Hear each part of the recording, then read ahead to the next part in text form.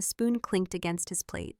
Then silence. Callum's eyes went glassy, his lips turned blue, and he collapsed face first into his dinner. The smell of roasted garlic and mushroom stew mixed with panic. Forks clattered. My hands went ice cold. And then a voice played, from his phone in his hoodie pocket. Teresa's voice. She'll never know. A few drops won't kill him.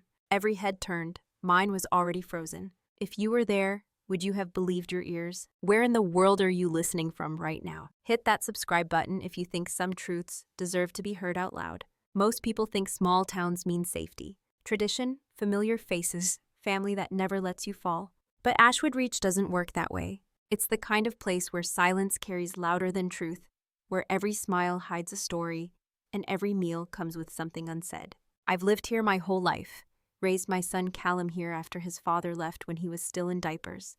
And I've survived on two things: caffeine and control. I work as the head nurse at the only hospital in town. I've held the hands of grieving parents pushed against chest cavities trying to keep hearts beating, and told more people than I can count that their loved one didn't make it. That kind of work hardens you, or in my case sharpens you. But no matter how many traumas I patched up in other people's lives, I could never fix the one fracture that lived closest to home. Teresa Crane, my younger sister by 2 years, a woman who walks like the world owes her something and looks like she's just waiting to collect. Growing up, we were close. We shared a bedroom, swapped secrets, even had matching bracelets for years. But something shifted when our mother died. Suddenly, Teresa wanted to rewrite history, position herself as the real caretaker, the worthy daughter. And me, I became the enemy of her fiction. She said I got out of Ashwood too easy, that I landed on my feet with a nursing job and a husband. Never mind that he cheated, left, and never once paid child support. To Teresa, my divorce was an opportunity to say, "Told you so." She never forgave me for being loved by our mother, and she resented that Callum, my son, grew up to be gentle, articulate, and observant. Everything she feared in a boy, everything she couldn't control. "He's soft," she once said, sipping cheap wine at a family cookout. "You raise him like a glass vase, one bump and shatter." I remember gripping the edge of the sink that night, staring at my reflection, wondering what she saw when she looked at us. A fragile child, or something else, something stronger than she could ever understand. Callum never reacted. He heard it, he hears everything, but he never cried, never pushed back. He just recorded. That started when he was 10. A school project on emotional intelligence turned into daily audio journals. Most parents would have found it odd. I found it necessary, because how else was a quiet child supposed to process a loud world? Then out of nowhere, Teresa called. It had been almost a year since we last spoke. "Let's have dinner," she said, voice chipper but flat. Just the family, fresh start. I wanted to say no, everything in me did. But Callum, he looked up from his tablet and said, "We should go. Maybe she's ready to be different." So we went. The sky that night was bruised with clouds and snow flurried like ash as we pulled into her driveway. Her porch was strung with warm lights. The windows glowed. Inside, her boyfriend Greg greeted us at the door. Greg with his 2 white teeth and 2 strong cologne. He pulled out my chair, then moved to Callum, who stiffened as the man placed a hand on his shoulder. I should have noticed. I should have paid more attention, but I was busy watching Teresa stir something on the stove. A deep pot, rich smell, creamy. "Mushroom and almond stew," she said brightly. "Old family recipe." We sat. The table was full roasted vegetables, herb, red wine. The air felt thick, like something was pressing against the walls. Callum hesitated, just for a second. Then he picked up his spoon, and the moment it touched his lips, everything changed. At first, I thought he just didn't like the taste. Callum's nose scrunched slightly, and he took the tiniest sip from the spoon. Then he put it down. A second later, he cleared his throat. Another second, and he touched his chest. Then the wheezing started. His face drained of color so fast it scared me. His lips turned pale, then bluish. His hands trembled. His eyes widened not with fear, but with recognition. Like he knew what was happening, like he had expected it. Callum, I reached for him, knocking over my glass of water. He blinked once, then his head dropped forward, hard, into his plate. The sound of ceramic cracking beneath the weight of his body still echoes in my bones. Someone screamed. A cousin stood up so fast his chair toppled. Greg swore and backed away. Teresa's wine glass slipped from her hand and shattered. "Oh my God," she shrieked, "what's happening to him?" But her voice, it wasn't panic, it was too loud, too pointed. She was performing. I've worked in ER long enough to know the difference between real fear and practiced chaos. "I need an EpiPen," I shouted, pulling my bag from under the table. But Callum's breathing was sharp and shallow, and he was going down fast. Within seconds, his neck flushed with hives. He was allergic to tree nuts, had been since he was 4. Every family member knew that. I'd drilled it into them, sent emails, printed cards for his wallet. Almonds weren't a minor oversight. They were a weapon. I injected the EpiPen, called 911, held his head against my shoulder while we waited for the ambulance. My hands were shaking, but my voice wasn't. Training takes over, but my heart was screaming. Inside the ambulance with sirens howling through the snow, I held Callum's hand as he slowly came back to consciousness. His lips cracked when he tried to speak. I leaned close, and in a whisper so soft it barely moved the air, he said, "Mom, I recorded her, earlier, when she thought I was in the bathroom." "What?" I didn't trust her, so I left my phone in the hallway. It's on autoplay, my voice memo app. "Callum, what did you record?" His eyelids fluttered. A ghost of a smile curved across his pale face. She and Greg, talking about the soup. That was when the chill I'd felt all night slid deep into my spine. He knew, and somehow, he'd prepared. The moment we arrived at the hospital, I switched into nurse mode. Vitals, allergies, dosage checks. I rattled them off while pushing Callum's gurney into the ER. Familiar faces snapped into action, but I barely saw them. Inside, the bright lights buzzed overhead, sterile and too loud. My son's face looked ghostly against the white sheets, but his breathing had steadied. Only then did I exhale. A nurse handed me his belongings in a plastic bag, phone, hoodie, gloves. I sat in the hallway, phone clutched in my palm like a detonator. When I opened the voice memo app, the latest file had already stopped playing. But the timestamp was recent, barely an hour old. I pressed play. At first, just the sound of footsteps, the clink of dishes, then a familiar laugh. "Greg, few drops won't kill him, babe. Don't worry." Teresa's voice followed, sharp, amused. "He needs a reality check. All this sensitive artist stuff. It's embarrassing. Maybe if he's out sick during that scholarship exam, he'll learn life doesn't care about his little feelings." Greg chuckled again. "If he even makes it to school tomorrow." Almonds hit hard. "Teresa, he'll just break out in hives. You said so." "Greg, unless he panics, could be messier." That was when the clattering stopped. No music, no TV, just silence. My hands clenched, my jaw locked. I stared at the wall across from me and felt something break open in my chest. Not sadness, not fear. Resolve. This wasn't just a cruel joke. It was a targeted act. And worst of all, it wasn't the first time. Callum had told me before that food at Teresa's house sometimes tasted funny, that he often felt itchy, flushed, uncomfortable after eating there. I had brushed it off as nerves, blamed it on Greg's overly spicy cooking. But my son had known. He'd stopped trusting them long before I did. I replayed the memo slower this time, the way Teresa said reality check. Like hurting him was doing him a favor. Like trauma was education. I looked at my son through the ER glass. Still pale, still tired, but safe for now. And I knew in that moment I had a choice. Let this stay a family matter, or turn it into a legal one. A whisper in my gut told me what the right answer was, and it sounded a lot like justice. The backlash came faster than I expected. Barely 24 hours after the hospital released Callum, I started getting calls, messages, even a handwritten note in my mailbox. "Maybe you overreacted. Kids get rashes. It's not always someone's fault. Teresa would never hurt her own nephew. And the best one, you're letting your job get to your head." Funny how silence works in this town until it's time to protect the wrong people. Teresa called too. Her tone was clipped, cold. "I heard what Callum said," she began. "If you think I'd intentionally put him in danger, I don't think I cut in. I heard it. On the recording." Silence. "Then that recording doesn't prove intent. It proves knowledge." I snapped. "It proves that you dismissed his allergy, that you treated it like a game." She laughed. "You're going to destroy our family over a stew, grow up, Maribel." But I didn't hang up. "Not yet. Callum's been recording voice memos since he was 10, I said. "You know what that means. He has dozens of them. Every awkward dinner, every sarcastic comment, every time Greg accidentally put something in his food that made him itch." Teresa's breath caught. I could feel it, her control slipping. I turned to look at Callum, who was sitting on the living room floor, organizing his files like a tiny lawyer building his case. He didn't look scared. He looked ready. Later that night, he handed me a folder on a flash drive. On it was written in his careful, tidy handwriting patterns. Inside were 10 labeled audio files, dates, context. A few even included side notes like, "She told me I was lying when I said I felt sick," or, "Greg rolled his eyes when I mentioned the rash." One file stood out, March 4th. I listened. "Greg, you sure you want to risk it again?" "Teresa, he's lying. He just wants attention. Kids like him don't get real problems, so they make them up. Greg, you realize if something happens, it's on us. Teresa, if something happens, it'll teach him to shut up. I pressed pause. There it was. Not just intent, repetition.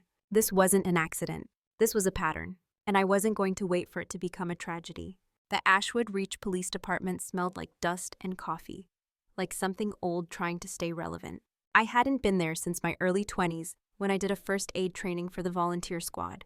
But walking through those doors now, flash drive in hand, felt heavier than any trauma bay I'd ever stood in. Sheriff Marcus Langley looked up from his desk and blinked when he saw me. Maribel, he said, surprised.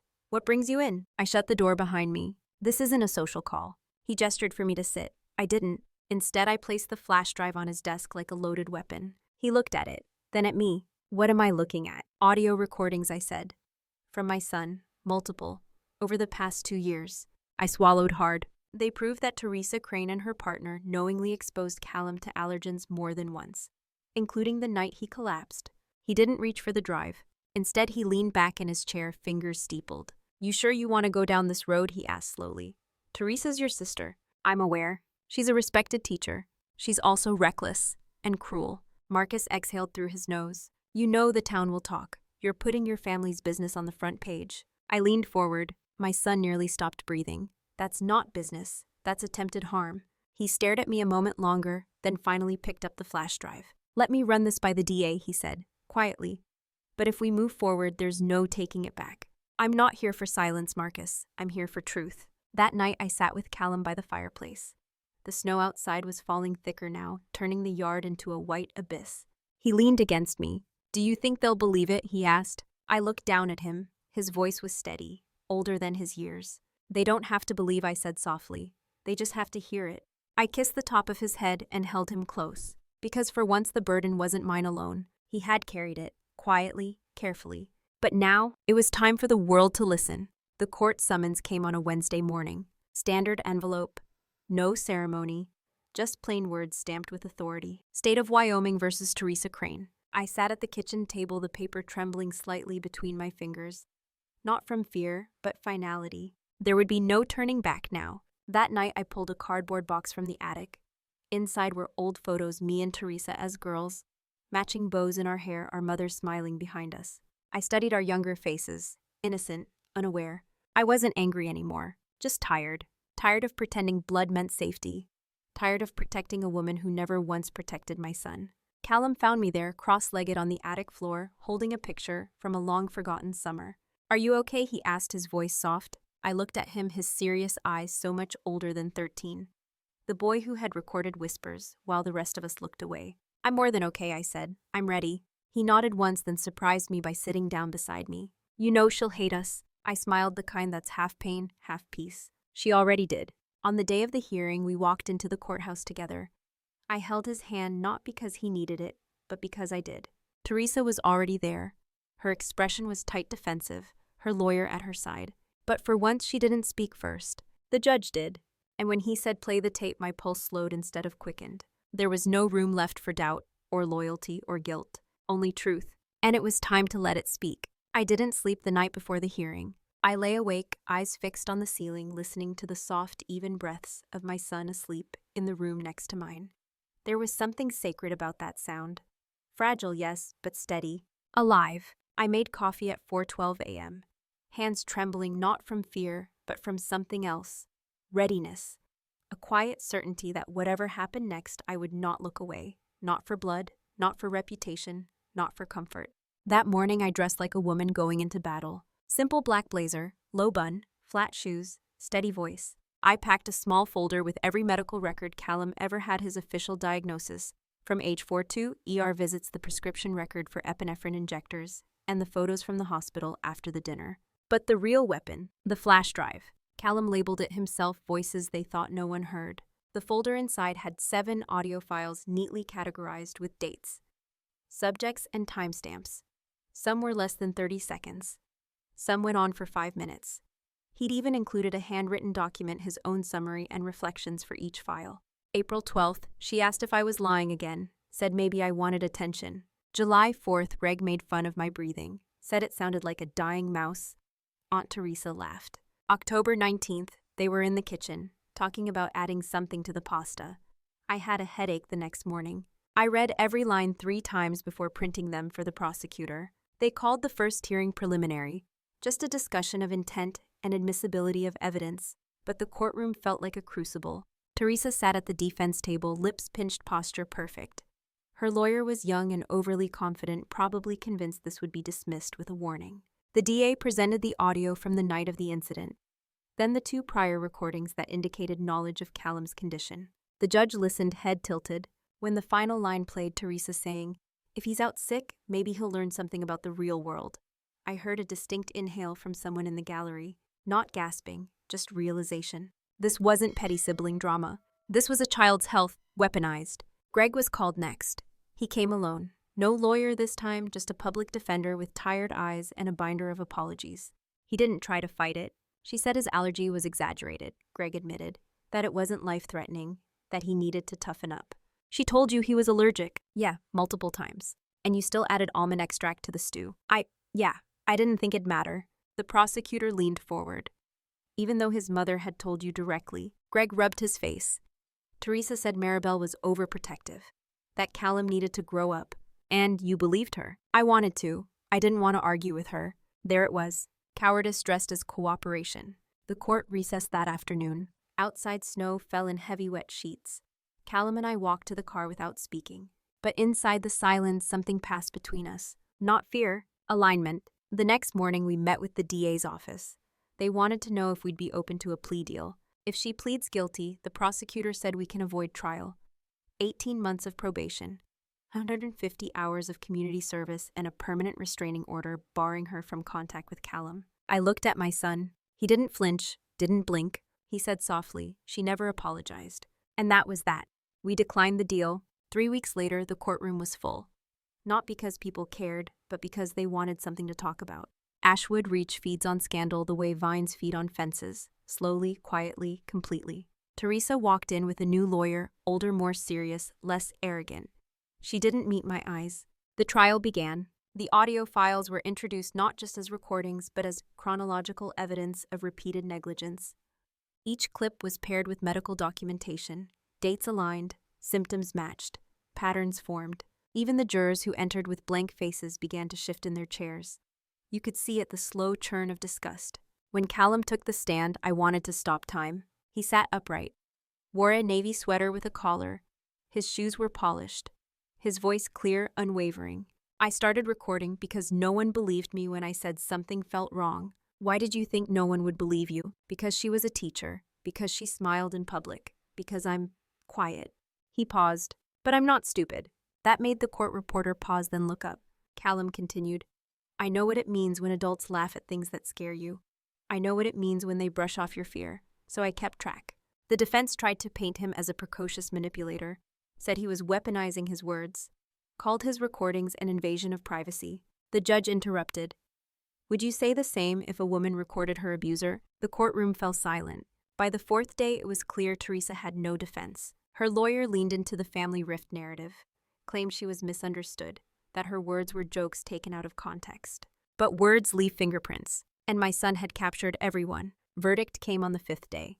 Guilty, reckless endangerment of a minor, emotional cruelty, negligent harm. Sentence 18 months of supervised probation, 150 hours community service, mandatory anger and behavioral therapy, 5-year restraining order, and removal from her teaching position pending state review. Teresa didn't cry. She didn't look at us. But as the bailiff led her out, I noticed her hands shaking. Not from fear, from disbelief. She thought her title, her reputation, her bloodline would protect her. But it didn't, because my son may have been quiet. But he had receipts. And this time, his silence spoke louder than her performance ever could. The truth didn't heal everything, not right away. Even after the sentencing was done, and the judge read the last word, something in me stayed clenched. Not out of fear, but out of knowing that once justice has a face, it also has a cost. The moment we stepped outside the courthouse, the cold cut straight through my coat, not because the wind was sharp, but because the looks were. People from town lined the courthouse steps like they'd come for a parade. They didn't cheer, they didn't boo, they just stared. Some of them I recognized, parents from school, former patients, Teresa's colleagues. Others, I didn't. They all had the same expression somewhere between curiosity and judgment. Ashwood Reach is like that. No matter what you prove, someone will always whisper behind a closed curtain that you should have kept it in the family. But Callum, he didn't flinch. He walked straight, head up, jacket zipped to his chin, like a boy who didn't need anyone's permission to exist anymore. That night we ate quietly, just soup and grilled cheese. Nothing fancy, nothing that had to be double-checked for ingredients. Just safe. After dinner, he sat on the couch and pulled out his phone. I assumed he'd scroll through his usual podcast queue, sci-fi, fiction, space explorations, quiet narratives he loved. Instead, he opened his voice memo app and stared at it for a long time. "I think I'm done recording," he said. My hands froze on the dish towel. "Done? Yeah, I don't think I need to anymore." He looked down at his lap. For a long time, I recorded things because I felt like no one was listening. Like if I didn't keep track, no one would believe what I saw or felt. He paused. "But now they know, I know." I sat beside him. "You don't have to stop if it helps you." "It helped me survive," he said. "But I don't want to just survive anymore." So we sat together quiet while he tapped delete. "Are you sure you want to delete voices they thought no one heard?" He pressed yes. And for a second, I swore I could hear something release in the room, like tension unspooling from the air itself. The days that followed were slow. Teresa's sentencing made the local news once. A short column buried beneath an article about the high school basketball team making state finals. But it made waves in smaller ways. She was officially suspended from teaching. Her name removed from the school roster, her parking spot reassigned. Some parents spoke up quietly, grateful. Others muttered about ruined reputations. Greg left town. Word is he moved west and deleted all his social media. I didn't care. Let him disappear. The only one I cared about was Callum. And Callum was changing. Not overnight, not in a dramatic Hollywood kind of way, but in real ways. He started talking more in class. His English teacher sent me an email, said he'd written an essay about memory, and the whole room went silent when he read it aloud. He joined the school newspaper, helped design the layout, suggested they start a column called What We Wish Grown-Ups Knew. He asked me for permission before putting his name on it. "Are you worried?" I asked. He shook his head. "No, I just want to make sure it's okay to be known." That sentence shattered me in the gentlest way, because I knew exactly what he meant. To be known meant to be seen, meant to no longer live half-hidden behind fear, meant risking being talked about in exchange for being heard. We also started therapy together, not because we were broken, but because healing deserved intention. Our therapist, a soft-spoken man named Dr. Kessler, once said, "Trauma doesn't need to be erased. It needs to be witnessed." Callum nodded and said, "That's why I recorded everything. I just didn't have anyone to witness it until now." And me, I stopped apologizing for how I raised my son, stopped lowering my voice when people talked about tough love, stopped explaining why Callum wasn't just shy or too soft. He's not soft. He's steel wrapped in kindness, a storm that chose stillness. One Sunday, we took a walk through the pine trail behind our house. Snow was melting into slush, the first signs of spring poking through dead branches. Callum looked up and asked, "Do you think Aunt Teresa ever really saw me?" I didn't answer right away, because the truth was no. She saw a reflection of her own resentment, a child who got the grace she never gave herself, a mirror she wanted to crack. But I didn't say all that. I just said I don't know if she did. But you saw her, and you saw through her. He nodded, then asked, "Is that why she hated me?" I stopped walking, bent down and looked him square in the eyes. "No, baby, that's why she feared you." He blinked. "Because I recorded?" "No, because you noticed. Because you remembered. Because you didn't let her erase you." He didn't say anything. He didn't need to. That was the last time he ever asked about her. And I think that's when I knew the fallout was no longer falling. It had landed, and we were still standing. Spring came slowly to Ashwood Reach, not with blossoms or warmth, but with small signs. The snow receding from the porch steps. The sound of birds returning at dawn, the way the air began to smell like thawed earth instead of ice. Life, as it always does, moved forward. Teresa was no longer part of it. Her house went quiet. Curtains drawn, the mailbox never full. Someone said she moved in with an aunt across the state, but I didn't ask for details.